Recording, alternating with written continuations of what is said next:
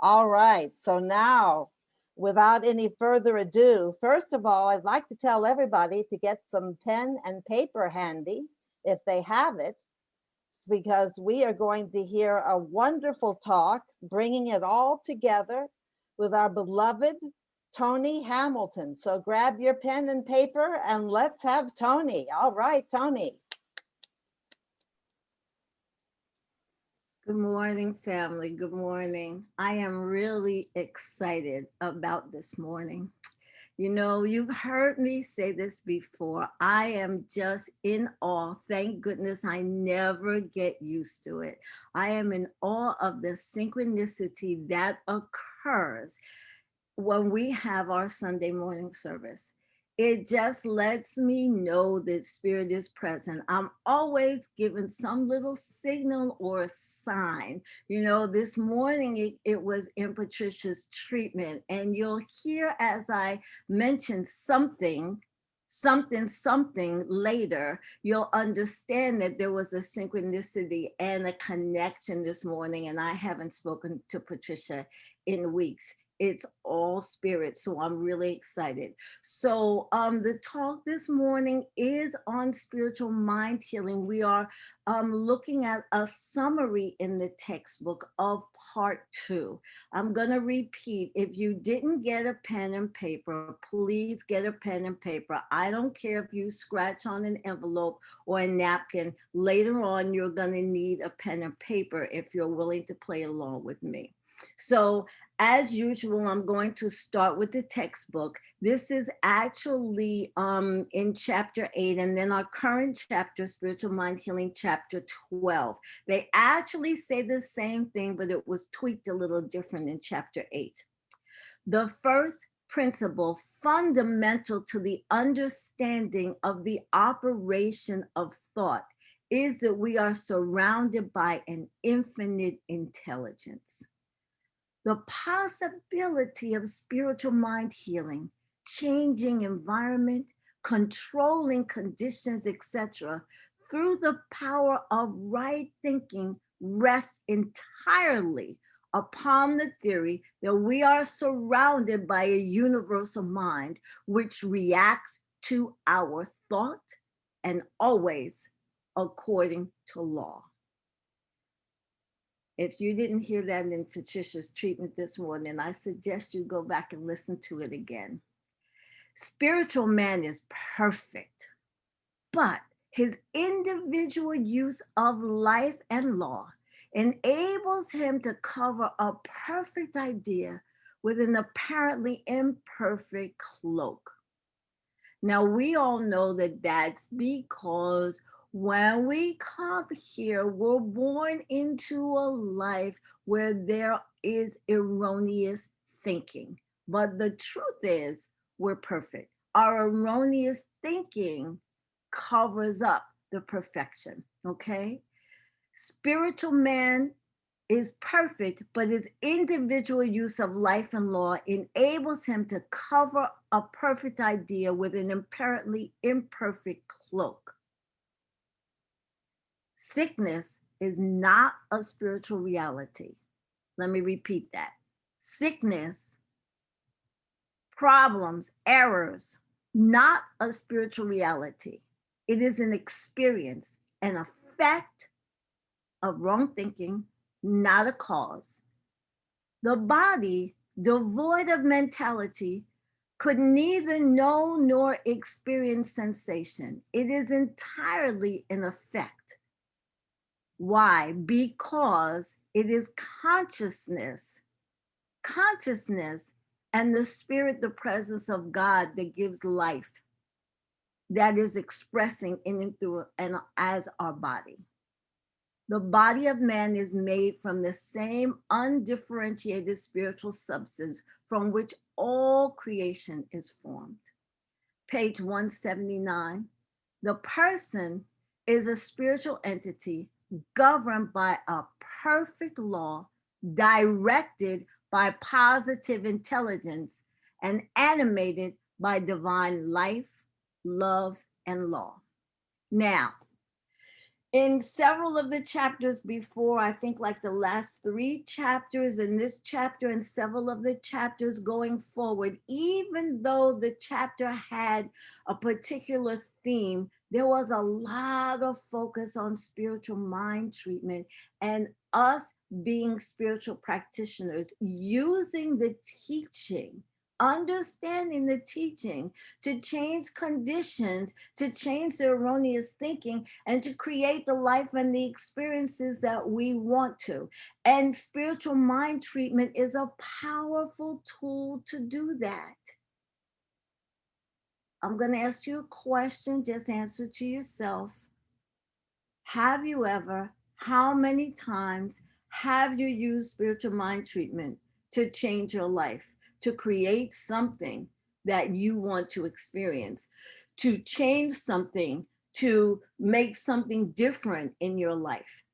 How many times have you done that? A spiritual, page 178, sorry, paragraph 4. A spiritual practitioner is one who recognizes man as a spiritual reality. Page 179, healing is not a process, but a revelation. For the revealing of the perfect man always heals. The process, if there is one, is the time and thought that it takes to arrive at the correct understanding of man's perfect state in spirit. Righteous prayer sets the law of spirit of life in motion for our good. Prayer is its own answer. I'm going to repeat that. Prayer is its own answer. I think I told you another time that years ago, I was having a very, very difficult time at work, and I was rushing to get out the house, and I was really upset. And I stopped and I said, oh, I better treat before I go. And I was in a hurry. If I missed my train, I was in trouble. And I just did this real fast, anxious prayer. And I judged it. And I said, oh, that was terrible. That'll never demonstrate. And I ran out the door, and I probably ran down the street to my train. Before 12 o'clock, before noon, that treatment that I judged as so terrible had demonstrated. It had demonstrated. The practitioner is not personally responsible for healing. The practitioner directs the law. That's what we do. It is as though there were a universal ear listening to and hearing everything that we say, feel, or think, and reacting to it. Now, this is what I'm excited about this morning. The textbook, page 137, paragraph 1, last sentence, says, it is one thing to know a principle and another to apply it. It's one thing to know it. You all know there's one power and presence. You know it says yes to you. You know it's everywhere. You know that it's infinite and unlimited, and it can create anything. You look at the universe around you, and you know that a power greater than you created that. Okay? You know that it beats your heart and breathes your breath, but can you apply it? So I got a question for you this morning. You know, I have to laugh. Last week and this week, I had such a hard time with this talk, and I work on my talks ahead of time. And this talk was just not coming together. So what did I do? Of course, I sat down in meditation, and I don't think I was in meditation 2 minutes. Boom, it came to me. It came to me, and I was so excited. I said, okay, stay in meditation. I couldn't stay in meditation because I didn't want to lose it. So I got out of meditation and I started writing, and I'm going to share with you this morning what came to me. And this is something that we're going to do. Now, let me ask you a question, family.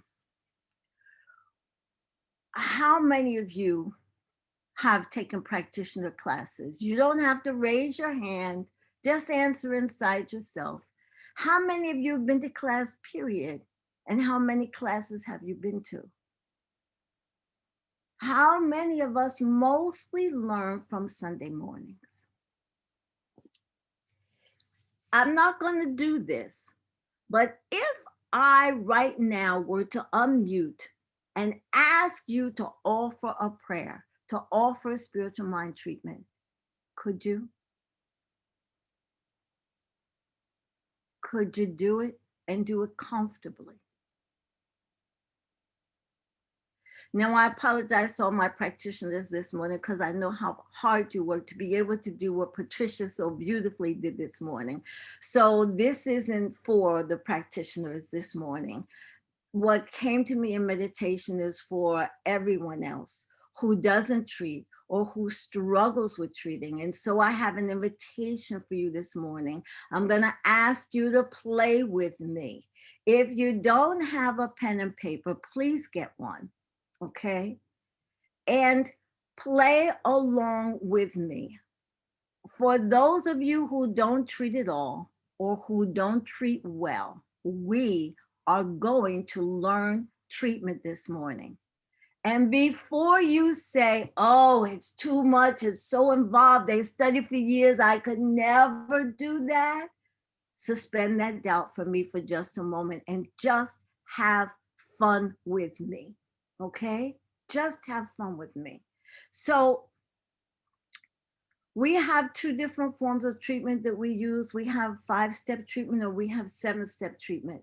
And we're going to talk about both this morning, and we're going to do both this morning. We're going to take baby steps, so don't worry. Do you remember the first time that you got on a skateboard? That you got on a bicycle, for those of us that are too old for skateboards, and people are still using bicycles today.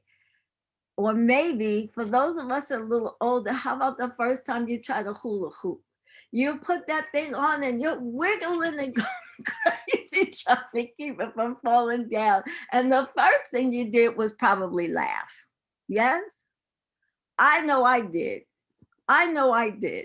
So I'm going to ask you to just work with me and try with me. You might feel challenged. You might fall off, but just laugh and try again. Doing spiritual mind treatment with me this morning is going to be something like that, like the first time you tried a bicycle or a hula hoop. We are going to do treatment with one sentence or one idea. I guarantee you, all of you can come up with one sentence or one idea, and it doesn't have to be right. It doesn't have to be good. Just go for it. I'm going to ask you if you can, though. Don't write it. Don't say it if you don't believe it. Be genuine and authentic from the start. What do you know? What do you believe about God and your relationship to it? And if you're not sure, just find something. What do you believe is possible? And whatever it is, we're going to write it, we're going to say it and affirm it with authority. Why? With authority. Who am I? I don't create, I co-create. We affirm it with authority because we're honoring the spark of God in us.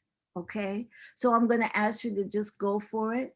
Hopefully you will have a breakthrough. Don't worry about doing it right.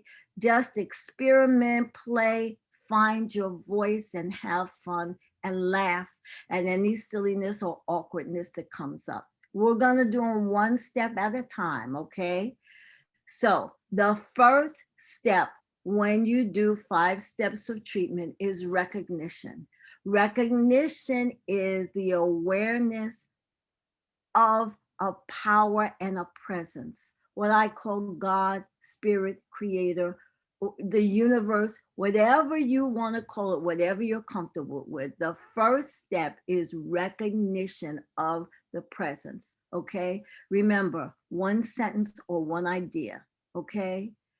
And use something that you have experience with where you identify the presence, something that's your evidence of the presence, something you relate to that touches you, that warms or fills your heart, where you experience beauty, awe, the fullness of life, something that allows you to resonate with the awareness of your idea of God or spirit. So, for example, maybe you're a person that loves nature. You love trees. When you were a kid, you climbed trees, or you would look at the trees or walk among the trees or hug the trees. Maybe you're an ocean person, and maybe you love to listen to the sound of the ocean or watch the waves and the foam. Maybe you like to try and look deep into the ocean, or maybe you're a mountain person and you just love the hugeness and the majesty of a mountain and the power of a mountain, or you love climbing or hiking, whatever it is that you relate to. Maybe it's a loved one or a child that touches your heart, but find something that you resonate with. And I'm going to ask you to write one idea, one sentence, keep it simple, that says that there is a power and presence that you are aware of, that you know that is God. You can say, as an example, I think, I know, I believe, whatever it is, that there's something bigger than me, something more. Just as an example, I want you to just take a moment and give me your first step of recognition. I'm going to give you an example of simple 5 steps, okay? I'm gonna just, there is only one. If there is only one, I must be a part of that one. That one provides for its creation. I am so grateful for the prosperity in my life. This is the truth, and so it is. Simple. Let's go back to step 1. I want you to write one idea that expresses that you recognize that there's a power in a presence. One idea, one sentence.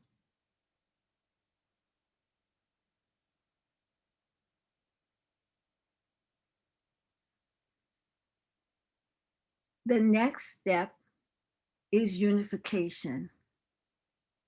It's acknowledging that this power and presence is within you, that it expresses by means of you. It moves through you, it creates through you, it lives by means of you. My favorite example, like the wave to the ocean, you're the wave, and spirit, God, creator, whatever you call it, the universe is the ocean. It is within you, and as Holmes said, nearer than your breath. But what I'm going to ask you to do is find your evidence, how you know, what tells you that this presence is within you. Something personal, if you can find something personal. And if you can't, then look for examples in the world. I'm going to ask you to write one sentence, one idea for step 2, unification. Something that says that this presence is within you.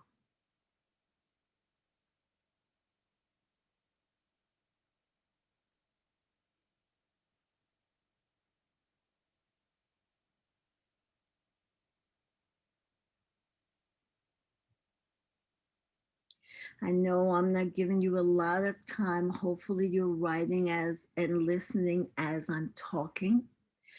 You will be able to refer back to the recording, which is a beautiful thing. Okay. It is one of the reasons that I always give you the page numbers when I'm reading, so that if you want to, you can look at the recording and refer back to it.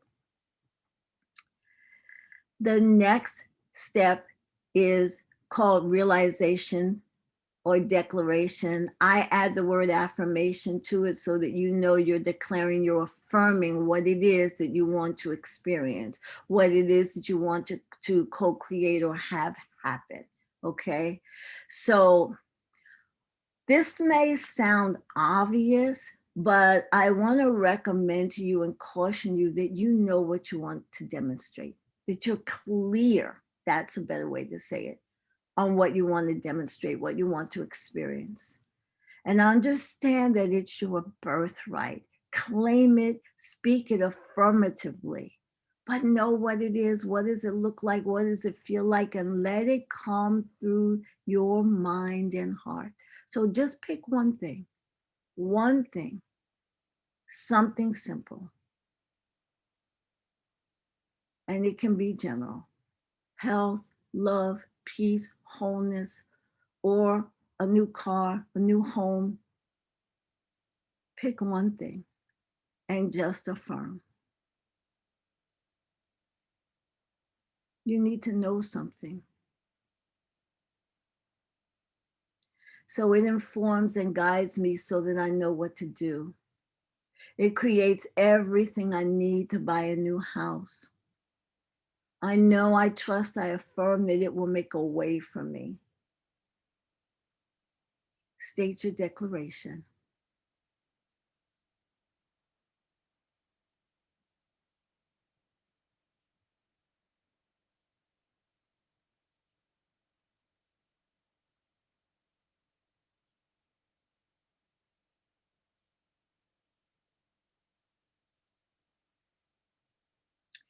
The next step is gratitude.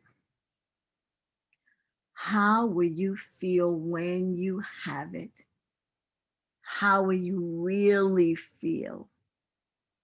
How will you feel walking around in that new house?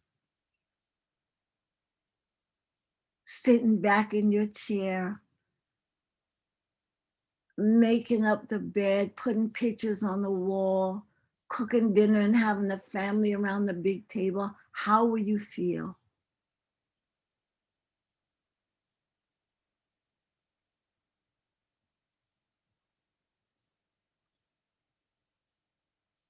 Grateful and joyous and relieved.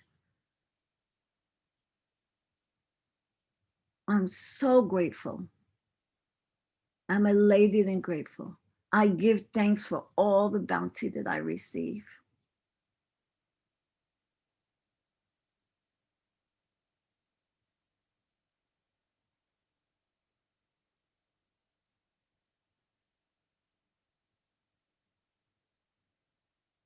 And this usually lets us know how we feel in terms of gratitude, how in touch we are with it, and whether or not we believe it. And as I share with you my story about doing what I thought was a terrible treatment and it demonstrated, I shared it with you on purpose.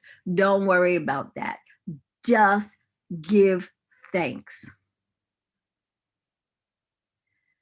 And the last step in 5 steps of treatment is release. This is where we hand it over, we release it. We know that this is not mine to do. The presence creates. I tell it what I want, it says yes and creates it. This is where I let go and let God. I surrender and trust this something, and so it is. I release this in trust, and so it is. I release this word to the law, and so it is. Simple.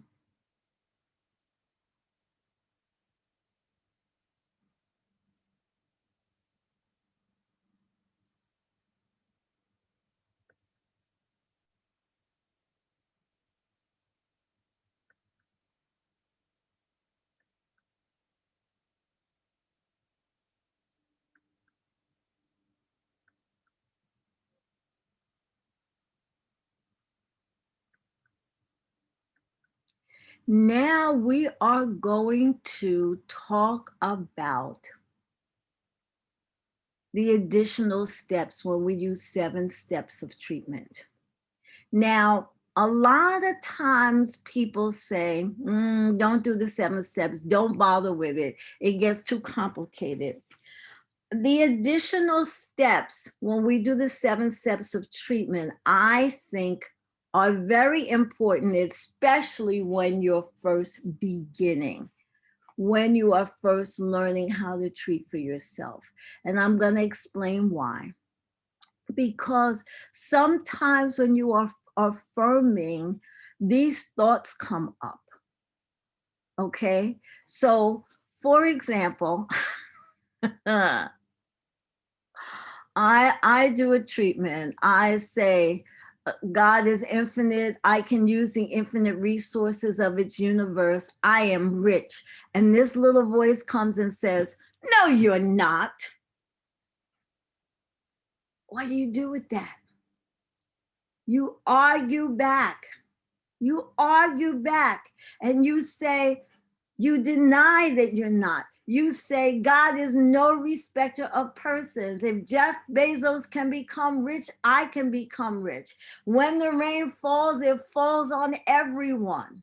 You deny whatever doubt it is you have. You rebuke it. You say, that's not true. You literally argue with your mind to convince yourself, and then you reaffirm. Money comes to me like rain. It just falls from all over the place, and I'm rich, I'm wealthy.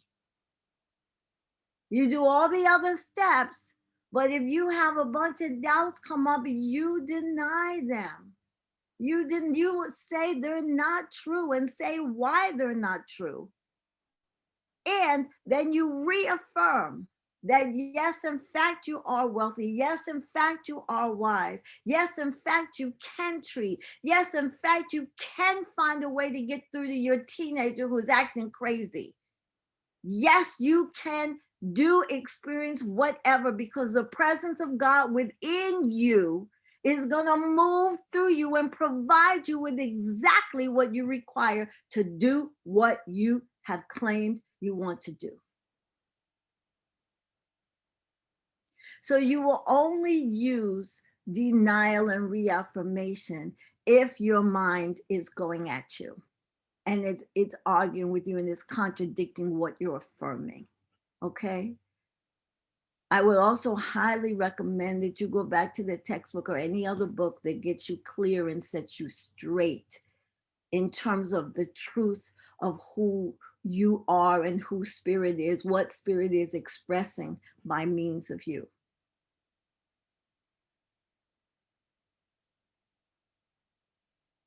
I'm going to, I don't know how this is going to work, but I'm going to see.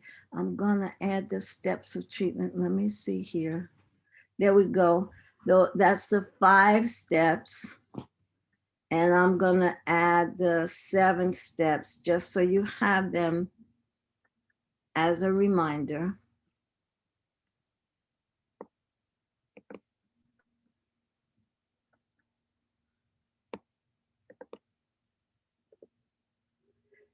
There you have both, just so you have them as a reminder. And I have little notes for you. And so if you've been working along with me and doing spiritual mind treatment for the first time, or you haven't done it in a while, you might want to save the chat this morning so that you can have it available to you to assist you. Okay? Now, I am going to reread what I read in the beginning in closing. The first principle fundamental to the understanding of the operation of thought is that we are surrounded by an infinite intelligence. The possibility of spiritual mind healing, changing environment, controlling conditions, etc. through the power of right thinking rests entirely upon the theory that we are surrounded by a universal mind which reacts to our thought and always according to law. Let's take this into treatment.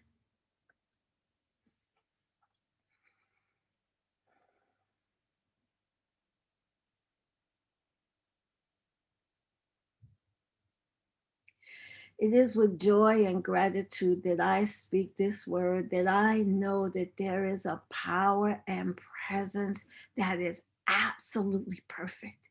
It is all knowing and everywhere, evenly present. It is infinite and unlimited. It is all powerful, and it expresses in and through and as each one. It expresses in and through and as me and everyone and everything. It is all and all. There is no place where God is not. The power, the intelligence, the presence of God is expressing uniquely and individually by means of you and me. It expresses in form, it expresses as our experiences. Those experiences are determined by the quality of thought and feeling that we embrace, that we focus on. And so I affirm with this word that each one here is absolutely able to speak their highest and best good. Each one here is able to construct and form exactly what it is that they desire and speak it powerfully for themselves, simply, easily, effortlessly, speak it powerfully for themselves, informing the power and presence that says yes, that says yes. And I affirm with this work that each one sees evidence of this truth, so that they are inspired, so that they are guided, so that they are empowered to create the lives that they choose to live, to create the lives that they choose to live, never, ever settling, always knowing that something better, something more, something greater, that is love and light and beauty and wholeness and harmony, that is absolutely perfect for them, is possible. And so I declare and affirm with this word that this divine presence that I call God, that I call love, that I know is perfect, is expressing in and through and as each one, and each one knows that they are empowered. They are empowered, that they have the ability to co-create, because God is in each one, as each one, living as each one, uniquely and individually expressing as each one. And it expresses as all that is good, as love, as joy, as peace, as prosperity, as wholeness, as camaraderie. God in each one, as each one. This is the truth. And so I simply give thanks. I am so very grateful. I am so very grateful for this experience, for this expression, for this word. I am so grateful that I am divinely guided and inspired, and know that each one is. And so I release this word into the law, knowing it's not me, it's God. And it is God that makes it so. Please close with me. And so it is.